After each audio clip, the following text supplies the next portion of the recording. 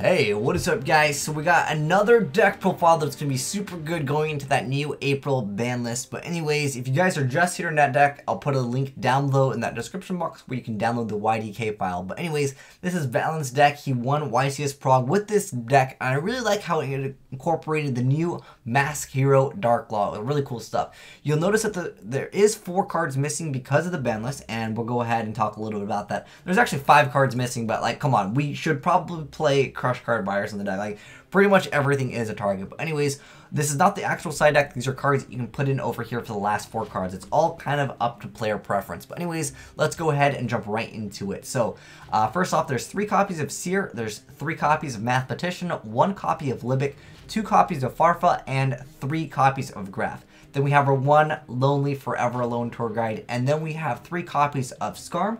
We have 3 Upstart Goblin, 3 Mass Change Second, 3 Raigeki Break, 3 Mind Crush, 2 copies of Fire Lake, 3 copies of Phoenix Wing Windblast, 1 Vanities, 1 Fiendish Chain, and then 1 Crush Card Virus. For the extra deck, there's 2 copies of Mask Hero Dark Law, 3 copies of Downer Magician, 2 copies of Acid Golem, 1 copy of Nightmare Shark, 1 Giga Brilliant, 1 Alucard, 1 Zen Mains, 3 copies of Dante, and then Tempo over there. As far as cards that you can actually replace tour guides, I saw this on a few forums. People were talking about this card over here.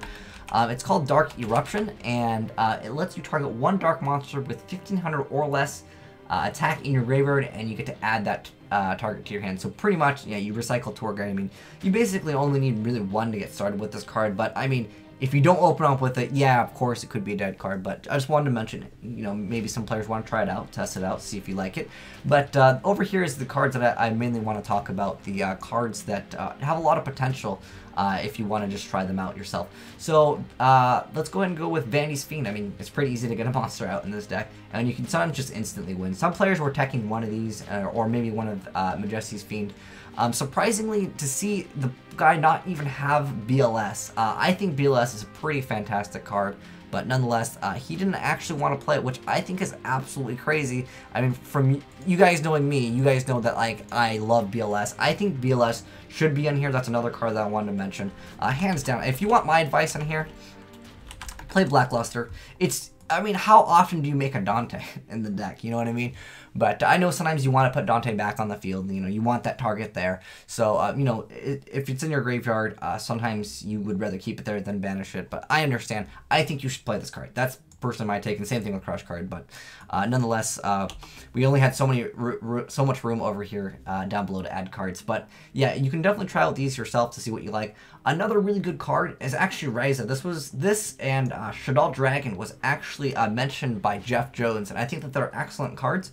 Because Mathematician, sometimes it doesn't do anything later in the game, so being able to send a Shadal Dragon just to pop a back row can be good. But Ryza is really awesome, especially if you're going to be main decking Mind Crushes, because Phoenix Wing Windblast allows you to abuse Mind Crush even harder. Like, for example, if the deck doesn't have any searching, you can still make them top deck the card. You know what they're going to draw next, so Mind Crush can definitely have the same utility with Ryza that Phoenix Wing Windblast offers. Next up, Soul Charge. I think it's better if you're playing the build where you're going to actually make Virgil, but sometimes it's nice to just not get OTK'd or just still kind of make plays after your opponent disrupts them. So I think this card can be technically good too. Again, I kind of like it with Virgil more, but nonetheless, if you want to add the card so you can make Virgil, go ahead and do so.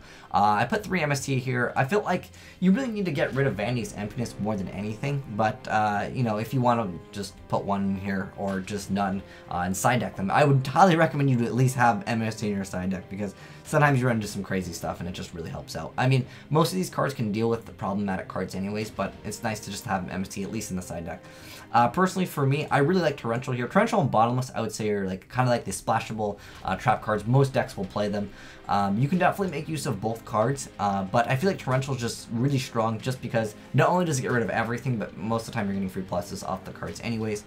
You can try to play a 3rd copy of Fire Lake, but you know, sometimes the only problem I have with Burning Abyss in general is when I play the deck and I don't open up any monsters, it really sucks because you have a lot of these cards that are just minuses 1s, especially if you're going to be playing Mass Change Second. So I think that that's his reason behind not playing 3 copies, but you can definitely play 3 copies of this, and it's a pretty good card. Karma Cut can also be a really good card. You discard one card, then you select one face-up monster your opponent controls, and then you banish it. Then remove from play any cards in your opponent's graveyard with the same name as that monster. So let's say, I mean, off the top of my head, I can think of like Dark Worlds. You banish the Grapha, and if they have all the Graphas in the graveyard, you win. Like, there are certain decks where if you just banish that specific card that they need to really utilize, and it's in their graveyard, you can just simply win the game if they're just, like, you know, all banished. Maxi is also good. It's kind of like the same thing as Upstart Goblin, although Upstart Goblin does give them 1,000 life points, and Maxi can give you additional draws. Personally, for me, I would play Maxi before Upstart Goblin because pretty much every deck in the game special summons, but that's my personal take on it. Obviously, you know, Necros, they're only going to special summon once, which essentially has the same thing. But the thing that Upstart Goblin does technically let you do is it lets you draw your cards like faster, and you're going to have a faster play, rather than Maxi, you know, you're giving your opponent that one turn where you might just need it instantly. So there is, you know, that argument. But for the most part, my personal take on is Maxi is in a sense another version of Upstart Goblin sometimes. Sometimes it's better, but Upstart Goblin technically is faster if you want to go fast like Scenic. But anyways, oh, also Fiendish Chain if you want to, like, you know, put in another Fiendish Chain. Yeah, that's my take on it. Again, you guys can go ahead and mix around with the last few cards. I'd say it's pretty optimal. Say BLS and Crush cards should go in, but of course, you know, I wanted to keep the deck as original as possible, which the guy didn't have. Those cards, which, again, I don't know how you played this deck with no BLS. Like I said, I understand. Like I mentioned before, like, you might want your card in the graveyard so you can get them back, or special summon them, whatever. But Crush Card Virus, definitely. I think this is probably unarguable. This card needs to go in here. Like, everything in the deck is under 1,000, so, well, most of the stuff. But nonetheless, that is the deck profile for Valens deck. Credit does indeed go to Mr. Valen for winning Prague with it. I'm surprised Necros didn't win. Everyone thought Necros was going to win, but man, he pushed through with the Dark Lot. It actually did help him win a lot of games, and I love heroes. That's why I picked this guy's build specifically. But anyways, thanks for watching, guys. Have a great day, and have fun playing some of the Burning Abyss. Who knows, maybe we'll get another TCG exclusive. They do technically favor this deck pretty hard. But I feel like that tour guide hit, man, it does. This was like one of their best cards. Easily it helps them get started. Again, sometimes when you have no monsters, and you have that one tour guide, and then everything goes all according to plan. I mean, you can mathematician, like, and then you just add tour guide. So there is a lot of utility to add the card. But again, try Dark Eruption, try other things. Let me know, guys, what you like. Maybe you guys can let me know in the comment section below what you actually like. But thanks for watching, guys. Azneyes signing out.